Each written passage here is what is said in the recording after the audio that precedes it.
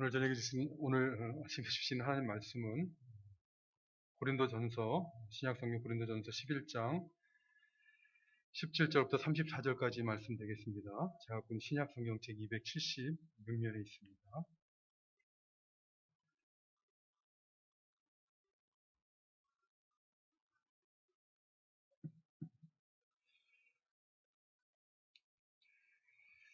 오늘 본문 말씀 찾으신 줄 알고 고린도전서 11장 17절부터 공독해 드리도록 하겠습니다. 내가 명하는 이 일에 너희를 칭찬하지 아니하나니 이는 너희의 모임이 유익이 못되고 도리어 해로움이라.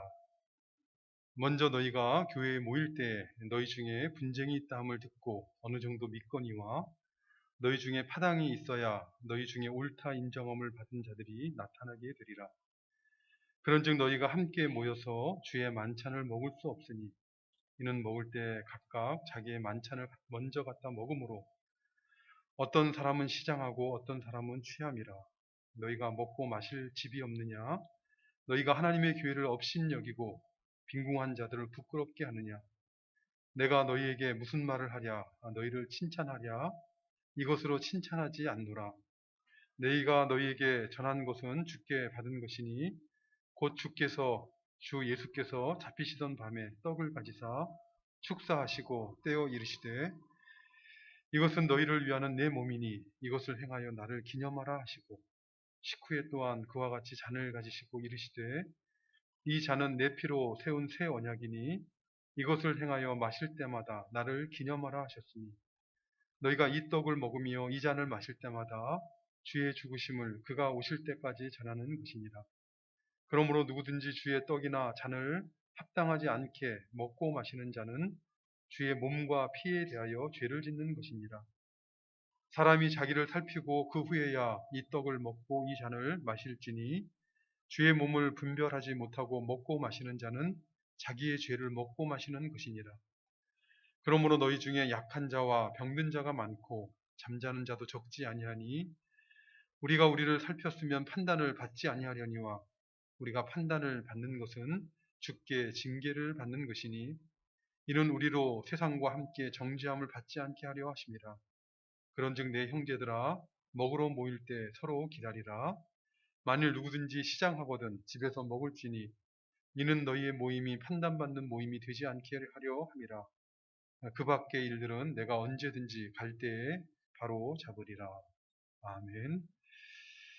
2022년도 하반기를 시작하는 주일인 오늘은 성찬을 나누게 됩니다.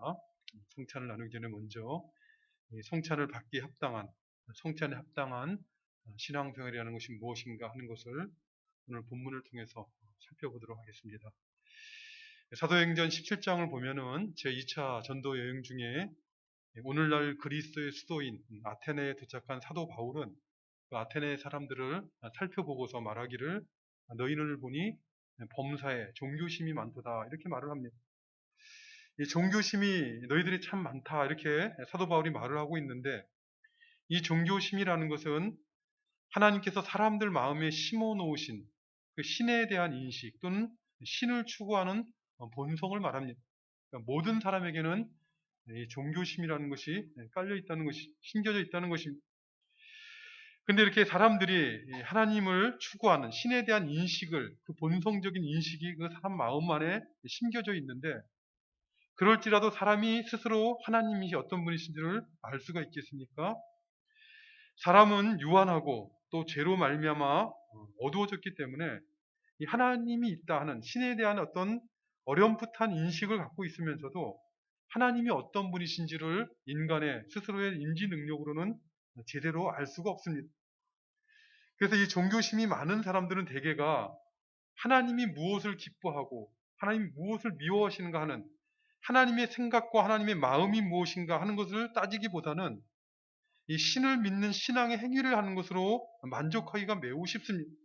그러니까 신을 섬긴다는 어떤 명분이 있는 어떤 행위를 하게 되면 그 자체를 하나님이 기뻐하신다 생각하며 신앙생활하기가 매우 쉽다는 것입니다. 구약에 보면 하나님의 백성이라 불리는 사람들 가운데도 이러한 경우들을 종종 보게 됩니다. 그 대표적인 사람이 구약시대 이스라엘의 첫 번째 왕이 되었던 사울 왕이었습니다. 이 기스의 아들인 사울은 하나님에게 제사를 드리기만 하면 하나님께서 기뻐 받으실 것이라. 이 제사 행위를 하게 되면 하나님이 기쁘시게 받을 것이다 라고 생각을 하였습니다.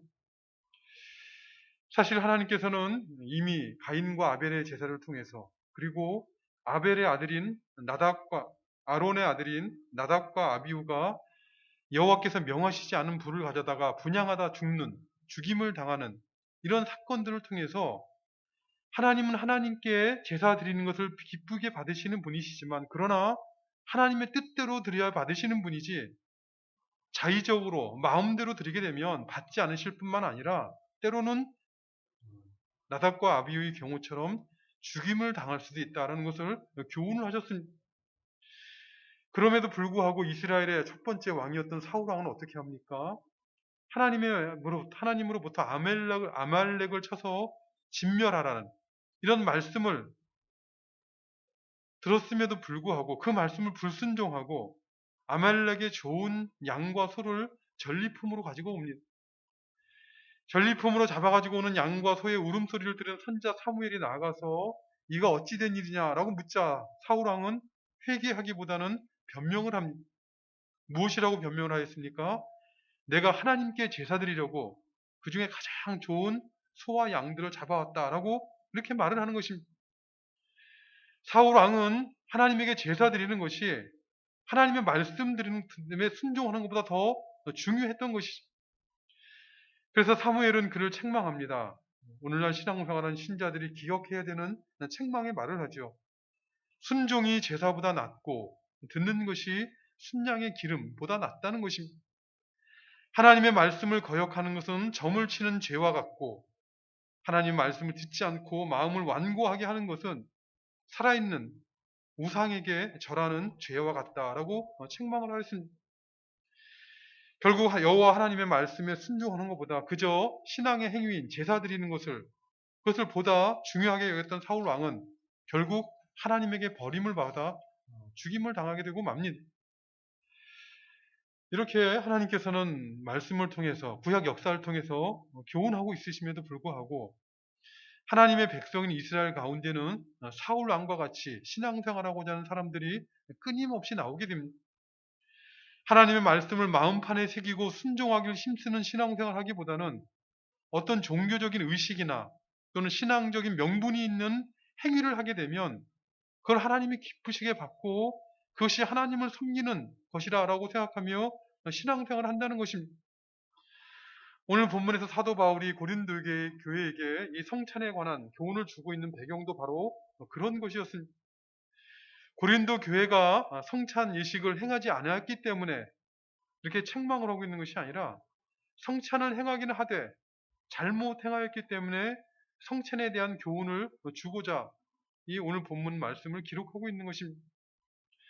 오늘날 로마 카톨릭 교회에서 가르치고 있는 것처럼 당시 고린도 교회 안에는 성찬에 참여하기만 하면, 떡을 먹고 잔을 마시기만 하면 자동적으로 하나님께서 주시는 은혜를 받을 것이다 라고 생각하는 사람들이 있었다는 것입니다. 그러나 오늘 본문 20절 말씀을 보면 사도 바울은 이렇게 말씀하고 있습니다. 그런즉 너희가 함께 모여서 주의 만찬을 먹을 수 없으니, 이렇게 말씀하고 있습니다.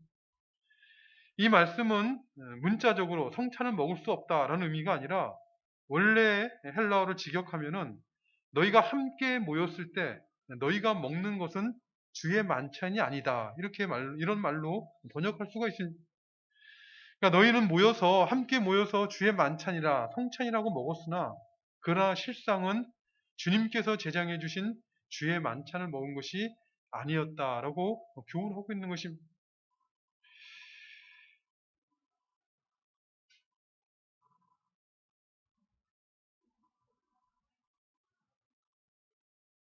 이렇게 주의 만찬을 먹는다고 함께 모여서 주님께서 제정해 주신 성찬을 먹으면서도 성찬의 의미를 망각하고 멸시하는 신앙의 행위를 할 때, 잘못된 신앙의 행위를 할 때 하나님은 어떻게 반응하며 섭리하십니까? 그 잘못된 행위를 하는 자가 하나님의 택하심을 입지 않은 불신자일 경우에는, 하나님께 택하시 않은 자일 경우에는 그 길로 가라고 하나님은 내버려 두시는 섭리를 하십니다. 잘못된 신앙의 행위를 하더라도 돌이킬 수 있는 어떤 기회를 주는 섭리가 없다는 것이. 그러나 하나님의 택함을 입은 백성들이 하나님의 뜻을 저버리고 잘못된 길을 걸어가게 되면 하나님은 반드시 그가 깨닫고 돌아오도록 회초리를 드십니다. 그러니까 사랑의 매를 때리셔서 자기 자신을 돌아보고 하나님 앞으로 돌아오도록 한다는 것이. 그렇기 때문에 고린도 교회 가운데에는 주의 성찬을 먹는다고 하면서도 성찬의 의미를 망각하고 멸시하는 신앙행위를 하는 고린도 교회 가운데는 하나님의 징계가 임하였습니다. 오늘 보면 30절부터 32절 말씀을 보면 사도 바울은 이렇게 말씀하고 있습니다. 그러므로 너희 중에 약한 자와 병든 자가 많고 잠자는 자도 적지 아니하니 우리가 우리를 살폈으면 판단을 받지 아니하려니와 우리가 판단을 받는 것은 주께 징계를 받는 것이니 이는 우리로 세상과 함께 정죄함을 받지 않게 하려 하심이라. 이 사도 바울의 말씀을 생각할 때 당시 고린도 교회 성도들 가운데는 연약한 자와 병든 자가 많았습니다. 심지어는 잠자는 자들 곧 육체적인 죽음에 이른 자들도 적지 아니하였다라고 말씀하고 있습니다. 근데 이 고린도 교회라는 곳은 어떤 교회였습니까? 당시 이 고린도 교회는 초대교회 여러 교회들 가운데서 영적인 은사가 가장 풍부한 은사였습니다. 오늘 본문 다음 장인 12장을 보면 그들 가운데는 지혜의 은사, 지식의 은사, 믿음의 은사, 능력의 은사, 병고침의 은사, 예언의 은사, 방언의 은사, 여러 가지 은사들이 있었습니다. 그런데 그들은 자신들이 가진 그 은사를 가지고 어떻게 합니까? 은사를 자랑하고 자신이 갖고 있는 은사가 더 높다라고 다투게 됩니다. 그러니까 비록 그들 가운데 은사는 풍부하였지만 그들은 영적인 어린아이와 같았고 자신 가운데 임하고 있는 하나님의 섭리에 대해서는 매우 분별력이 부족한 어두운 가운데 있었습니다. 그래서 그들은 자신이 성찬을 잘못 행함으로 하나님께 징계를 받고 있음에도 불구하고 그것을 깨닫지 못하고 있었던 것입니다. 영적인 무감각이라는 것이 바로 그런 것이죠. 마치 나병 환자가 병에 걸리면 꼬집어도 모르고 심지어 잘라내어도 그것을 모른다고 하지. 마찬가지로 고린도 교회는 당시에 성찬을 잘못 행함으로 하나님으로부터 징계를 받고 있으면서도 그 하나님의 받는 징계에 대한 감각이 없었다는 것입니다. 이런 것들은 사실 오늘날 세속화된 교회의 모습과 별로 다르지 않습니다.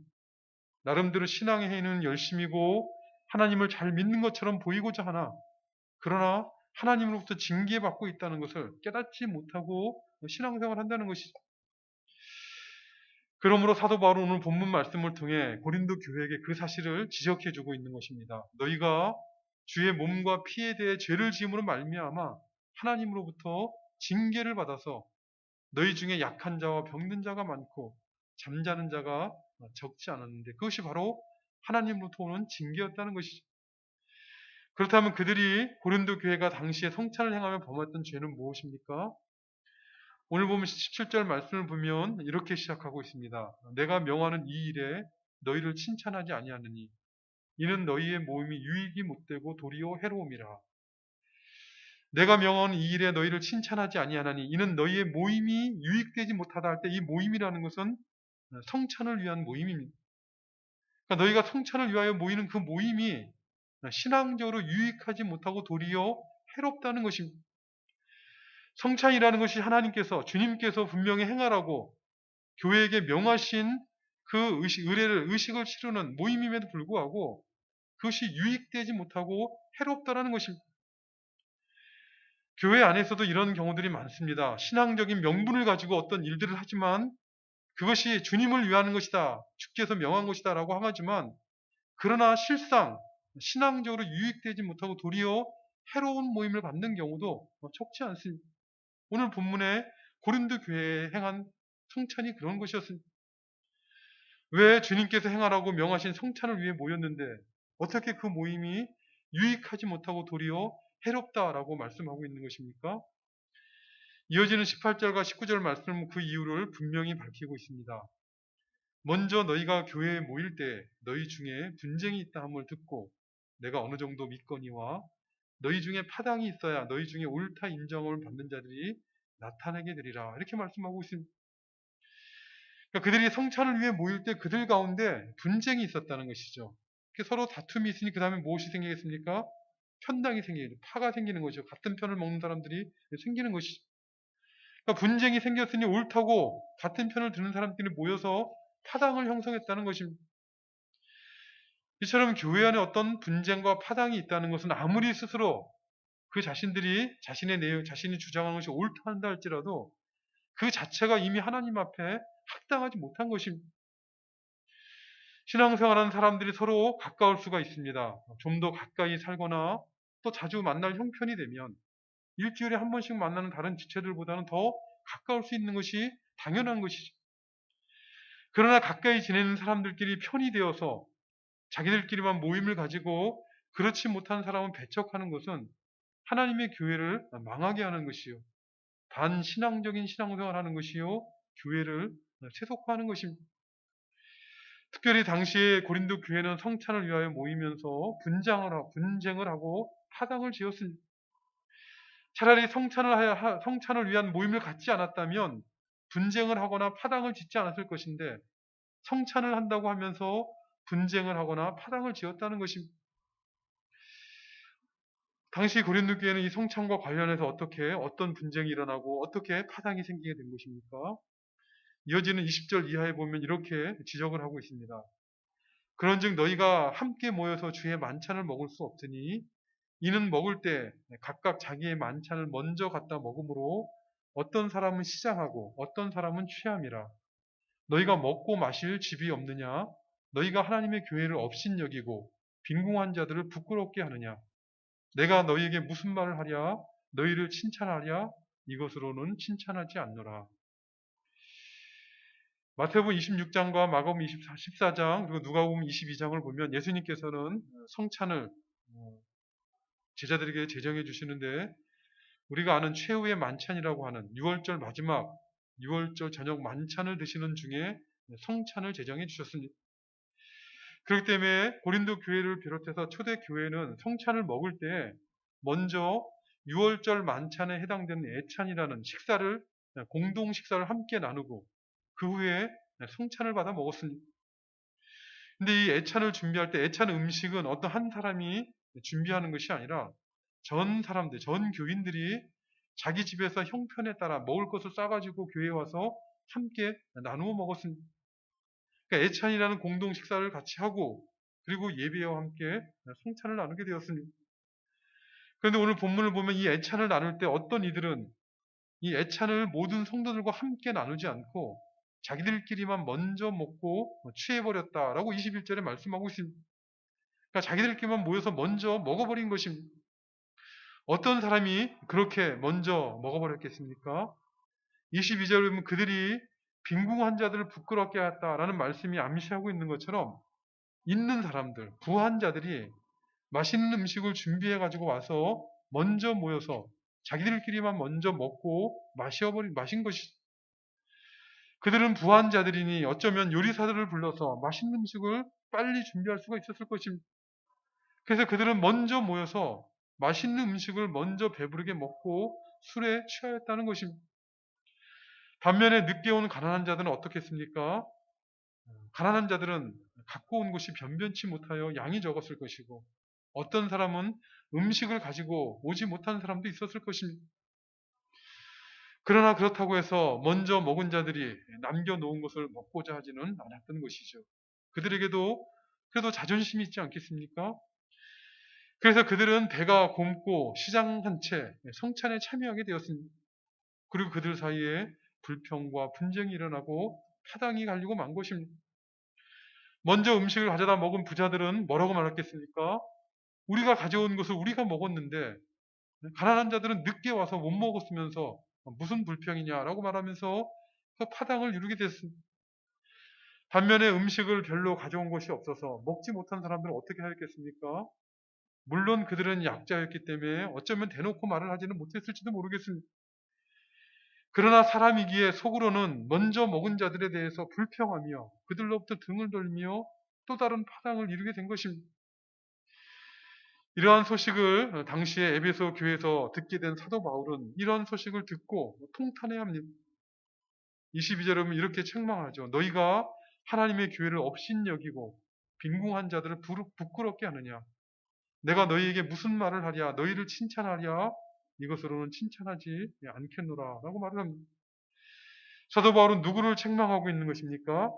모든 사람을 책망하고 있는 것이 아니라 교회를 업신여기고 빈궁한 자들을 부끄럽게 한 자들이라 이렇게 말씀하고 있습니다.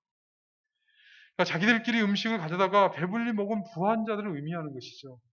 그들은 자기들이 힘이 있다고 재물이 있다고 하나님의 교회에 모인 성도들을 업신여기고 빈궁한 형제들을 부끄럽게 만드는 죄를 지었다라고 말씀하고 있는 것입니다. 생각해 보십시오. 하나님의 교회라는 것은 단순한 사람들의 모임이 아니라 사교 모임이 아니라 사회적인 지위를 가지고 와서 그것을 자랑하기 위해 모이는 모임이 아니라 거룩한 하나님의 백성된 사람들이 모이는 것이 교회입니다. 자신의 영광을 구하거나 자신을 만족시키기 위해서 신앙을 이용하는 그런 사람들이 아니라 그들 가운데 역사하시는 성령의 역사를 따라서 목자 되신 주님의 음성을 들을 줄 알고 그 말씀에 순종하는 사람들의 모임이 하나님의 교회인 것이죠. 이런 하나님의 교회 안에는 빈부귀천의 차이가 있을 수가 없고 남녀노소의 차이가 있을 수가 없습니다. 부하다고 높고 가난하고 낮은 자리에 있는 것 아니에요. 나이가 많다고 높은 자리에 있고 나이가 어리다고 낮은 자리에 있는 거 아닙니다. 남자라고 해서 더 우월한 자리에 있고 여자라고 해서 더 열등한 자리에 있는 것이 결코 아닙니다. 교회 안에서는 누구나 다 그리스도 안에서 한 형제요, 한 자매가 된 사람이요. 그리스도의 몸을 이루는 지체로서 항상 서로를 존중하고 배려하는 그것이 마땅한 것입니다.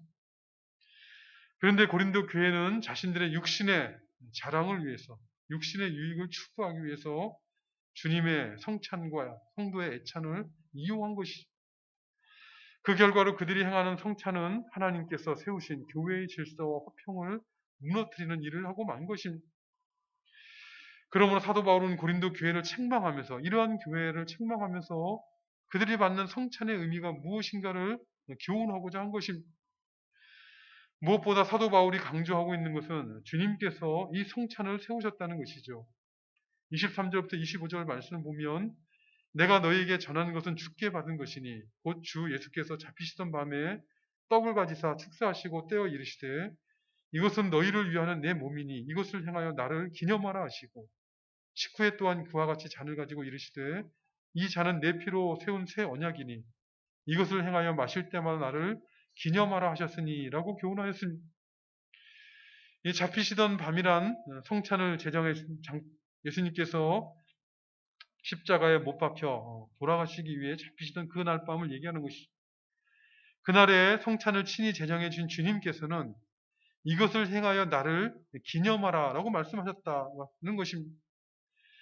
여기서 기념한다는 것은 과거에 있었던 어떤 사건과 그 사건의 의미를 잊지 않고 기억하며 생각하는 것입니다. 단순히 과거의 일로만 기억하는 것이 아니라 오늘날 그 일이 오늘날 어떤 의미가 있는 것인가를 생각하고 그에 합당하게 살아가도록 잊어버리지 않는 것을 오늘 본문에서 기념한다 이렇게 말하고 있는 것입니다. 5.18 광주 민주화 운동 기념식 때 무엇을 합니까? 그날 1980년 5월 18일에 있었던 광주 민주화 운동을 기념하는 것이죠. 근데 기념한다는 것은 역사적으로 1980년 5월 18일에 광주 민주화 운동이 있었다는 역사적인 사실만을 기억하는 것이 아니라 그것을 기억함으로 그 정신을 따라 오늘날을 살아가도록 다짐하기 위해 모이는 것이 그 광주 민주화 운동 기념식 아니겠습니까? 성찬도 우리가 성찬을 통해 우리 주님을 기념한다. 주께서 이 행을 행하여 나를 기념하라 하셨는데 이 기념이라는 것도 단순히 어떤 역사적인 사건으로만 생각하라라는 의미가 아닙니다. 2000년 전에 갈보리에서 십자가 언덕에서 우리의 죄를 대속하기 위해서 예수님께서 십자가에 죽으셨다는 그 사실만을 기억할 뿐만 아니라 그것을 기억함으로 오늘 나누는 성찬을 믿음으로 먹고 마시는 것입니다. 오늘 나누는 성찬을 믿음으로 먹고 마심으로 그래서 오늘날 십자가에서 우리를 위해 찢기신 예수 그리스도의 몸을 우리가 먹고 십자가에서 보혈을 흘리신 예수 그리스도의 보혈을 오늘날 우리가 마시고 그래서 그 사랑과 그 은혜 안에서 감사함으로 하나님 앞에 살아갈 것을 다짐하는, 그것이 바로 주님의 성찬을 기념하는 것입니다. 생각해 보십시오. 하나님의 아들이신 예수님께서 왜 하늘의 영광을 버리고 이 땅에 오셔서 십자가에서 몸을 찢기시고 보혈을 흘려야 됐습니까? 그것은 바로 우리의 허물과 죄악 때문에 그렇습니다. 죄악으로 말미암아 영원한 멸망의 형벌을 받아야 될 우리들을 사랑하셔서 우리의 죄악을 위해서 대속적인 죽임을 당하신 것입니다.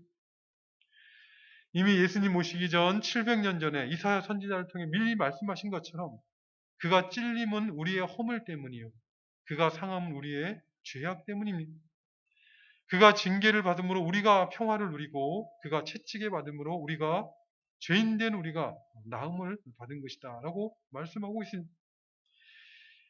이사야 선지자는 그가 찔림은 나의 허물 때문이요, 또는 그가 상함은 나의 죄악 때문이라 이렇게 말하고 있지 않고 우리의 허물 때문이요, 우리의 죄악 때문이라 이렇게 말씀하고 있습니다. 그가 징계를 받음으로 내가 평화를 누리고가 아니라 우리가 평화를 누리고, 그가 채찍에 맞음으로 내가 나음을 받은 것이 아니라 우리가 나음을 받았다 이렇게 교훈하였습니다. 성찬에 대한 사도 바울의 교훈과 관련해서 이 이사자 선지자의 이 교훈의 말씀이 중요한 것은, 중요한 표현은 바로 우리라는 것이죠. 그가 찔림은 나만의 허물 때문이 아니라 우리의 허물 때문이고, 그가 상함은 나의 죄악 때문이 아니라 우리의 죄악 때문이라는 것입니다. 그렇기 때문에 그가 징계를 받음으로 나만 평화를 누리는 것이 아니라 우리가 하나님과 사람 사이에서 평화를 누리고, 그가 채찍에 맞음으로 나만 나음을 받은 것이 아니라 우리가 나음을 받았다라고 교훈하고 있는 것입니다. 그러므로 성찬에 참여하는 우리는 예수님이 나만을 위하여 십자가에 몸을 찢기시고 보혈을 흘려 죽임을 당하신 것이 아니라 우리를 위해서 함께 떡을 먹고 함께 잔을 마시는 우리를 위해서 십자가를 지셨다는 걸 고백하며 이 떡과 잔을 받으셔야 되는 것입니다. 우리가 나누어 먹는 떡과 이 마시는 잔은 원래 그리스도의 한 몸, 그 한 몸이신 한 떡이요, 그리스도께서 흘리신 언약의 한 잔에 속하는 것, 원래 한 잔에 속하는 것이죠. 그러므로 주님의 교회 안에는, 성찬에 참여하는 성도들 사이에는 어떤 세상적인 분쟁이나 자신의 생각과 유익을 따라 당을 짓는 파당이 있을 수가 없습니다. 교회 안에 분쟁이나 파당을 만드는 모든 일들은 다 성찬에 합당하지 못한 일을 행하고 있는 것이요, 고린도 교회에 임한 것과 같은 하나님의 징계받을 일을 초래하는 것입니다. 사도 바울은 바로 앞장인 고린도서 10장 16절부터 17절에 보면 성찬에 관련해서 이렇게 교훈합니다. 우리가 축복하는 바 축복의 잔은 그리스도의 피에 참여함이 아니며 우리가 떼는 떡은 그리스도의 몸에 참여함이 아니냐. 떡이 하나요 많은 우리가 한 몸이니 이는 우리가 다 한 떡에 참여함이라. 무슨 말입니까?